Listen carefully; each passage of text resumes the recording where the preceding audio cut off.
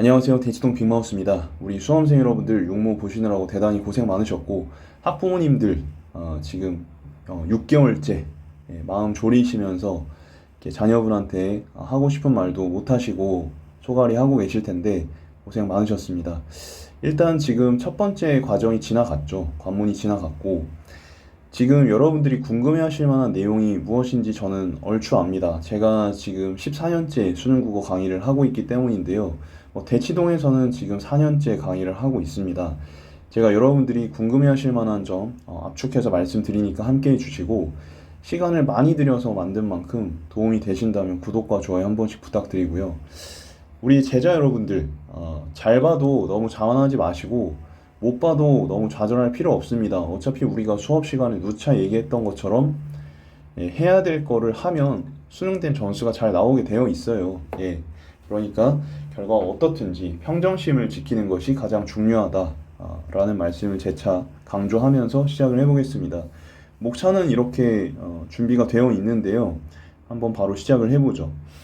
사실 여러분들께서 궁금해하시는 지점 중에 하나가 육모의 EBS 연계가 얼마나 출제됐는지, 그리고 앞으로 어떻게 될 건지, 그리고 앞으로 어떻게 공부해야 될 건지, 어느 정도로 공부해야 될 건지, 뭐 이런 부분들일 텐데, 일단 지금 보시면은 세 지문이 모두 다 연계 출제가 됐습니다. 첫 번째는 부동산 임대차 보호법 지문인데, 요거는 수능 특강 131쪽, 수소연료 에너지 지문은 수능 특강 249쪽, 플로리디의 정보 철학 지문은 수능 특강 73쪽에 실려 있습니다. 그래서 아마도 이렇게 연계가 되는 기조는 9월 모의고사나 수능에서도 이어지지 않을까 생각을 하는데, 뭐 한 두 지문 정도는 연계가 될 것 같습니다. 그러면 또 우리 친구들이 이렇게 생각을 하죠.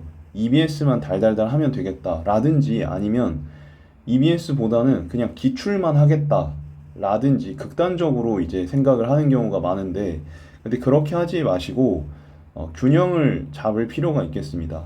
어렵지 않으니까 한번 들어봐 주시면, 사실 지금 보면은 출제 자체가 지문에서 어떤 키워드 중심의 출제가 되고 있거든요. 키워드 중심의 출제가 되고 있어요. 그러니까 보통 수능 특강을 학습하실 때 뭐 지문을 달달달 외운다거나 강사의 강의를 막 반복해서 본다든가 자료집을 막 달달달 한다든가 뭐 이런 식으로 공부를 하는 경우가 많죠. 근데 그렇게 할 필요는 없습니다. 그냥 중요한 키워드 중심으로만 보시면 되고요. 특히 이제 뭐 임대차 보호법 지문이다 하면은 뭐 임대차 보호법이 뭔지, 또 뭐 그다음에 상가 건물 임대차 보호법이 뭔지, 뭐 이런 거 그냥 간략하게만 정리를 해주시면 돼요. 그래서 우리 그 영어 단어 외울 때 단어장 있잖아요. 단어장 같은 데다가 키워드 중심으로 좀 이렇게 정리를 해 놓으시는 게 좋다. 그리고 그거를 본 공부 시간에 하지 마시고 짜투리 시간에 그냥 넘겨보면서 N회독을 하는 게 좋아요. 그러니까 이제 이런 친구들 있죠. 어떻게든 외우려고 공부하는 친구들. 이걸 달달 외우면 잘 될 거야 해서 암기의 목적이 치중된 친구들은 시험 점수가 잘 안 나와요. 어떤 게 바람직하냐면, 기본 공부 축은 전략 중심으로 가세요. 기출 분석을 중심으로 하는 게 맞아요. 그렇다고 EBS를 아예 안 할 필요는 없어요. 그래서 어떻게 하시면 좋냐면, 본 공부 시간에는 기출 공부하시고 모의고사 풀이 분석하시고 하는데, 이제 짜투리 시간에 단어장 같은 데다가 키워드 중심으로 정리를 해가지고 이동 시간에 보자, 아니면 자기 전에 보자, 화장실 들어갈 때 몇 개 보고 나오자, 이거를 말씀을 드리는 거예요. 이해되셨죠? 이 정도만 해도 충분합니다. 아시겠죠? 그리고 지금 우리가 수업 시간에 정보가 빡빡한 경우에 대한 트레이닝을 하고 있는데, 우리 학부모님들, 우리 수강생 학부모님들께 좀 한정해서 말씀을 드리면 잘 진행이 되고 있습니다. 근데 이거를 애들이 처음에 되게 힘들어해요. 근데 계속 하다 보면은 극복이 되니까 너무 걱정하지 마시고, 우리 구독자 여러분들 같은 경우는 조금 뭐랄까요, 만약에 자녀분이 집중 시간이 뭐 최대 1시간이다 그러면 2시간, 3시간 일어나지 말고 화장실도 가지 말고 앉은 자리에서 공부를 하도록 시키시면 되겠습니다. 그래서 정보가 빡빡한 경우에는 평상시에 한 2, 3시간 정도는 논스톱으로 집중할 수 있는 체력과 집중력이 되어야 80분 안에 정보를 처리할 수가 있어요. 이따 말씀드리겠지만 이번 육모 같은 경우 지문이 좀 빡빡하거든요. 지문이 좀 빡빡해요. 빡빡하기 때문에 빡빡하기 때문에 그런 부분들에 대해서 대비를 하려면 평상시에 좀 체력을 만들어 놔야 된다 말씀을 드리고요. 그 다음에 제가 적중된 로직과 전략들 말씀드리겠습니다. 뭐 이 부분을 체크해 놓으시면 여러분이 나중에 공부하시는데도 도움이 되기 때문에 짚어 드릴게요. 첫 번째로 출제 포인트를 짚어내는 훈련을 저희가 집중적으로 했어요. 그래서 문제를 보지 않고도 지문을 읽을 때, 이 부분은 이런 이유로 이게 출제가 되는구나. 이거를 짚어내는 연습을 했고, 지금 우리 수강생들 상당수가 대부분이죠. 거의 대부분이 이런 부분들을 능숙하게 찝어낼 수 있는 단계까지는 왔어요. 그런데 찝어놓고도 문제를 틀리는 경우가 아직은 많다. 왜냐면 찝는데 에너지를 너무 많이 소모하기 때문에 문제를 풀 때는 집중력이 흐트러지는 거예요. 그래서 제가 빡빡하게 공부를 해야 된다. 집중력이나 체력을 높여야 된다라고 말씀드렸던 이유가 여러 전략을 동시에 수행하는 데는 이 집중력이 더 많이 요구되기 때문에 그렇습니다. 그 다음에 두 번째는 견해 주장에 대한 키워드 메모에 대해서 강조를 했는데 이번 지금 출제된 독서 지문들을 보면은 뭐 법 지문도 그렇고 그 다음에 인문 지문도 그렇고 견해 주장이 되게 많이 나와요. 근데 보통은 뭐 애들이 밑줄을 치거나 아니면 눈으로 보거나 뭐 이런 식으로 하는데 제가 지켜본 바로는 이런 친구들은 미스가 엄청 많이 납니다. 특히 쉬운 시험에 굉장히 취약해요. 그래서 의문사 당하는 경우가 많아. 그래서 반드시 메모를 해야 합니다. 다시 한번 강조 드리고요. 그 다음에 제가 공통점과 차이점을 반드시 짚어놓으라고 말씀드렸고 추가적으로 무슨 말씀을 드렸냐면은 이번 육모, 구모 수능은 난이도가 그렇게 어렵진 않을 텐데 의문사 당하는 경우가 많다. 왜? 정보를 흩뜨려 놓을 것이다. 그러니까 정보 자체는 막 그렇게 엄청 어렵지는 않더라도 정보를 이렇게 여러 군데로 흩뿌려 놓으면요. 애들이 예를 들면은 뭐 A에 대한 걸 설명을 하는데 A에 대한 게 옛날에는 쭉 이어졌어요. 이런 식으로. 근데 요새는 어떻게 되느냐? 요새는 A에 대해서 설명을 하다가 갑자기 B에 대해서 설명을 하다가 그리고 조금 지나서 앞에서 했던 얘기를 이어서 하는 경우가 많아요. 이런 게 계속 반복이 되면 예를 들면 다시 여기서 이런 식으로 얘기를 하고 다시 여기서 C에 대한 얘기를 했다가 뭐 다시 뭐 D에 대한 얘기를 했다가 다시 C 프라임에 대한 얘기를 했다가 뭐 이런 식으로 가면 애들이 굉장히 헷갈리게 됩니다. 이런 경우에는 제가 정보를 조직하라고 얘기를 했어요. 보기 쉽게 정보를 조직하는 연습을 하라고 했고 그걸 시험 시간에 운용할 수 있도록 적절한 양을 조직하는 연습을 해왔는데 지금 아직까지도 눈으로만 하려고 하거나 메모를 하지 않는 친구들은 이제 하반기에는 강제적으로 이런 거를 시킬 예정입니다. 특히 육모를 보고 나서 이제 알았을 거예요. 눈으로 하거나 메모를 잘 하지 않거나 빅쌤이 시키는 대로 정보를 조직하지 않으면 점수가 안 나온다는 것을 이제 깨달았을 것이기 때문에 제가 지금까지 기다린 것이고 하반기에는 반드시 시킬 예정입니다. 그럼 점점 좋아집니다. 그리고 법지문의 인과구조나 조건, 예외 정보를 이제 강조를 해왔는데 그대로 출제가 됐습니다. 그러니까 여러분들이 지금 생각해 주셔야 되는 부분이 이런 토픽, 테마가 적중하는 것도 물론 중요해요. 그런데 이걸 달달달 외워서는 점수에 미치는 영향이 그렇게 크지가 않아요. 진짜 중요한 건 뭐냐면 이런 로직이에요. 이런 로직과 프로세스를 훈련하는 게 진짜 중요한데 저희는 이거를 아주 잘 해왔다.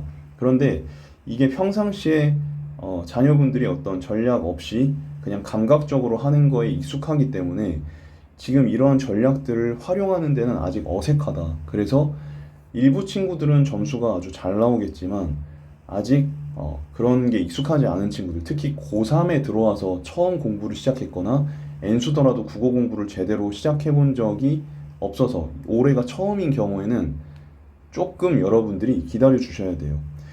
국어 때문에 재수, 삼수, 사수 하는 경우가 얼마나 많아요? 해도 안 되는 과목인데 이 빅마우스가 해드리는 거잖아요. 그렇죠? 그러니까 지금 처음 국어 공부를 시작하는 경우에는 육모 점수로 속단하지 마시고 저를 믿고 기다려 주시기를 바라겠습니다. 아시겠죠? 무조건 되게 해드릴 테니까 안 되면 제가 먼저 안 된다고 말씀드릴게요. 우리 어머니, 아버님들. 그러니까 제가 먼저 말을 하지 않는 경우에는 이상이 없는 거니까 그냥 믿고 맡겨주시면 되겠습니다. 그리고 과학기술 지문에서의 수식화, 비례 반비례 관계를 강조했는데 정보가 너무 많다 보니까 이 처리가 어렵지 않았을까 생각을 합니다. 그래서 총평을 해보자면 지문 자체는 쉽지도 않고 어렵지도 않았어요. 다만 정보량이 너무 많았기 때문에 지문을 읽었을 때 당황했을 것 같아. 특히 올해 국어 공부를 처음 시작했거나 아직 집중력이 뭔가 이렇게 갖춰지지 않은 친구들, 공부가 습관화되지 않은 친구들은 어려웠을 것이다 말씀을 드리고 싶고요. 반대로 그 트레이닝이 잘 되어 있는 친구들이라고 한다면 굉장히 점수가 잘 나왔을 가능성이 높다 말씀을 드립니다. 그리고 문제는 정보를 꼼꼼하게 봤다라는 전제하에 아주 명확하게 도출이 됐습니다. 애매한 게 없었어요. 그래서 애매함에 지친 수험생들, 사설모고를 이제 많이 풀던 N수생들은 굉장히 좀 명쾌하다라는 걸 느꼈을 겁니다. 그런데 세부 정보를 제대로 체크하지 않거나 덤벙대거나 확인하지 않았던 친구들은 예, 답이 이제 없지 않나, 이 문제에서 뺑뺑이를 돌았을 가능성이 높습니다. 그리고 한 가지 더 특징적인 건 뭐냐면 보기 문제도 충분히 시간 내에 맞출 수 있는 정도로 출제가 되었습니다. 여태까지는 보기 문제를 풀기에는 조금 부담이 있었죠. 근데 이번 육모 같은 경우는 보기 문제도 이 지문 정보만 잘 정리를 했다면 너무나 명쾌하게 나오게끔 출제가 되었기 때문에 앞으로는 보기 문제를 날릴 필요가 없고 지문만 꼼꼼히 체크를 했다면 충분히 풀어볼 만하다 말씀을 드립니다. 그럼에도 불구하고 이번 시험에서 오답률이 아주 높을 것 같은 문항 3개만 좀 말씀을 드려본다면 먼저 7번입니다. 7번 같은 경우는 임대차 종료 후에 임차물을 반환할 때 임차인이 원상 회복할 의무를 지닌지를 결정할 때는 계약이 법률보다 우선 적용된다라는 구절이 있는데요. 첫 번째 법 지문이 우리 학부모님들 잘 알고 계시는 임대차 보호법에 대한 지문이었습니다. 계약갱신 청구권, 요구권 다 아시죠? 근데 지금 뭐 그런 걸 처치하고 이 문장을 딱 보셨을 때 중요해 보이는 정보가 요 뒷부분에 있는 것 같잖아요. 그래서 보통 이제 수험생들이 이 뒷부분에 집중을 했을 거예요. 근데 이 뒷부분을 근거로 해서 답을 도출하려고 하면 답이 안 나왔을 거예요. 왜냐? 이 앞부분의 조건을 가지고 패러프레이징 하도록 출제가 됐거든요. 그래서 지금 보통은 비중이 훨씬 많은 이 부분을 근거로 생각을 하게 마련인데 이게 아니라 제가 법지문에서는 조건이 굉장히 중요하다라고 말씀을 드려왔거든요. 그래서 이런 조건에다가 여러분이 표시를 하고 조건에 주목을 해서 선지를 봤다면 답이 도출이 됐겠지만 그게 아니라 그냥 무의식적으로 뒤에 말이 많이 써 있으니까 이걸로 뭔가를 구하려고 했으면 굉장히 어려웠을 것 같다 해서 7번을 꼽았고요.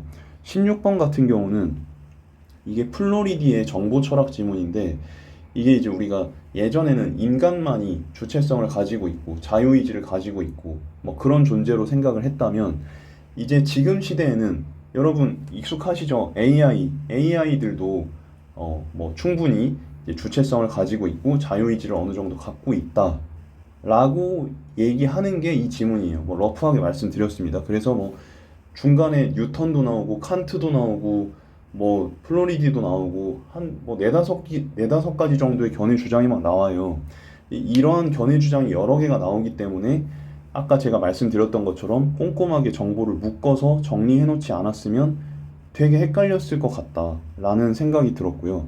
그리고 요즘 트렌드가 제가 수업 시간에도 누차 말씀을 드렸는데 얘기를 했는데 일반적인 용어, 우리가 평상시에 그 아주 일반적인 용어로 인식하는 것들이 있잖아요. 예를 들면은 본성에 적합한 방식으로 있을 나름의 권리라는 이 부분을 보시면 본성에 적합한 방식으로 있을 나름의 권리 중에 우리가 딱히 어렵다고 인식할 만한 단어가 없죠. 그런데 지문에서 우리가 일반적으로 생각했을 때는 이상한 게 없는데 특별할 게 없는데 어떤 특정 학자들이 일반적인 용어에다가 자신만의 어떤 특별한 의미를 담는 경우가 있어요.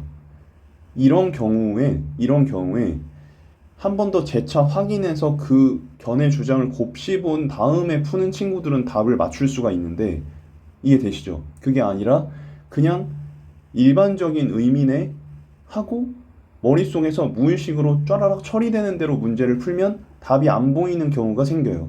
그게 16번이었습니다. 수업 시간에 제가 더 자세히 말씀을 드릴 텐데요. 어쨌든 그리고 17번 같은 경우는 제가 항상 강조했죠. 이것도 보조사에 주의하라고. 보조사에 주의하라고. 만 있잖아, 만.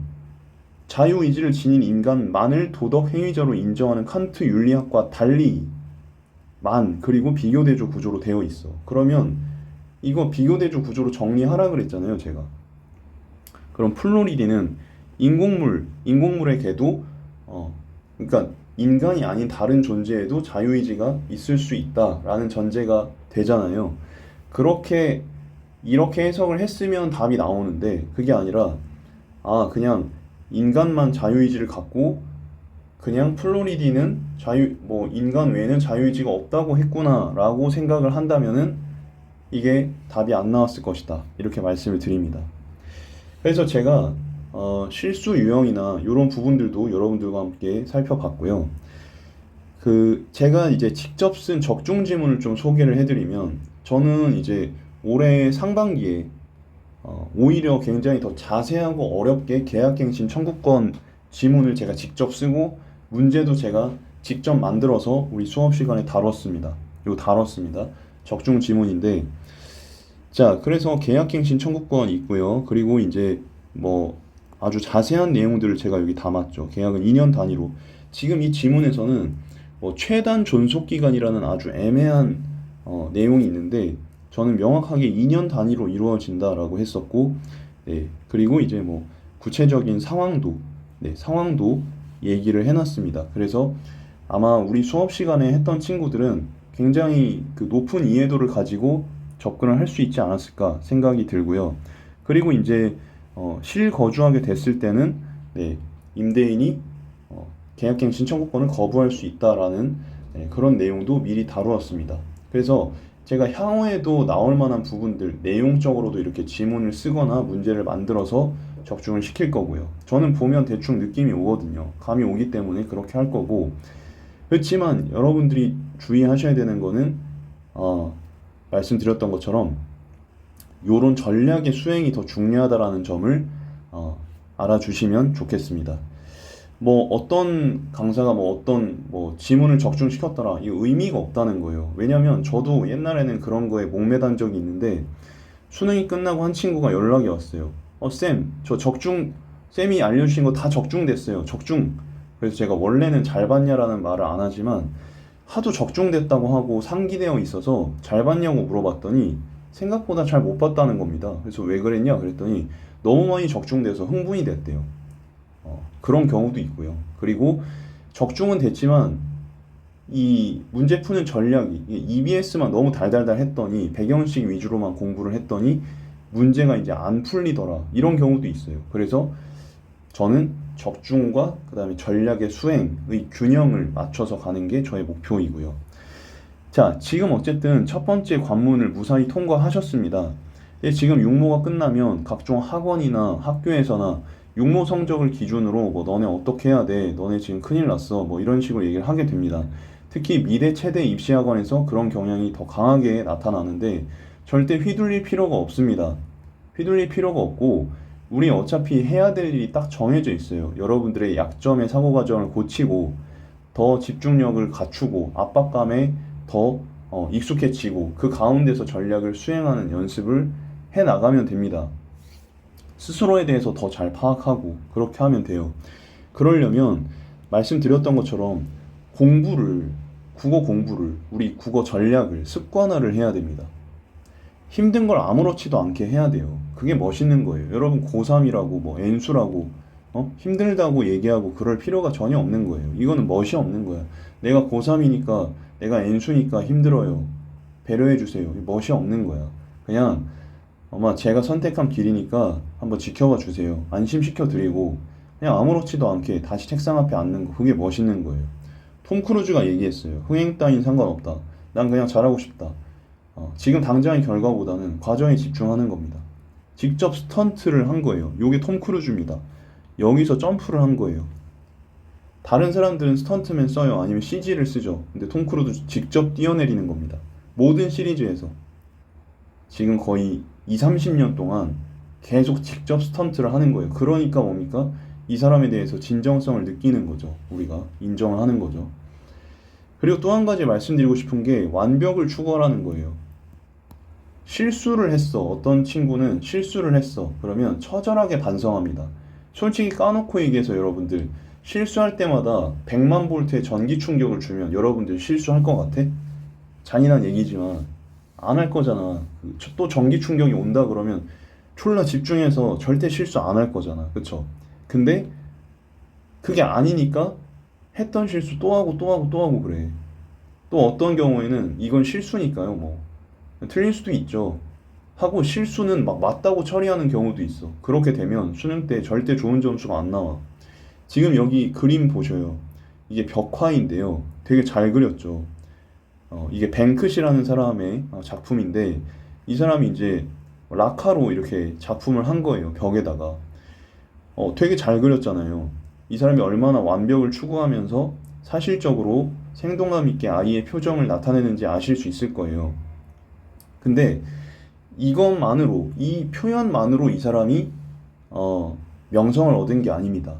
완벽이라는 거는 항상 남들이 오, 이 정도면 됐는데 할 때 한 발자국 더 나아가는 사람이에요. 자, 보시면은 지금 이 소년 옆에 이렇게 이 불이 있습니다. 아까 전에 요걸 보셨을 때 요 하얀색 부분 이런 것들이 눈처럼 보이죠, 그쵸? 눈이 와서 좋아하는 소년의 모습처럼 보이는데 혓바닥까지 내밀고 근데 알고 보니까 지금 이 불을 땐 이 잿가루를 눈이라고 착각하고 좋아하는 소년의 모습을 통해서 이 웨일즈거든요. 이 공업지대에서의 어떤 환경 오염을 풍자하고 있는 겁니다. 완벽이라는 건 이런 식으로 항상 한 발자국 더 나아가는 거예요. 저도 여러분들 완벽한 수업, 완벽한 영상을 위해서 파워포인트도 만들고 계속해서 노력을 할 테니까요. 여러분들께서도 힘드시겠지만 힘내시고 노력을 계속 지속해 주시고 완벽을 향해서 나아가시기를 바라겠습니다. 우리 학부모님들께도 저를 믿어 주시기를 바라고 네, 상담이 필요하신 분은 댓글이나 카페로 와주셔서 신청해 주시면 제가 성심성의껏 답변 드리겠습니다. 문학에서 다시 찾아뵙겠습니다. 감사합니다.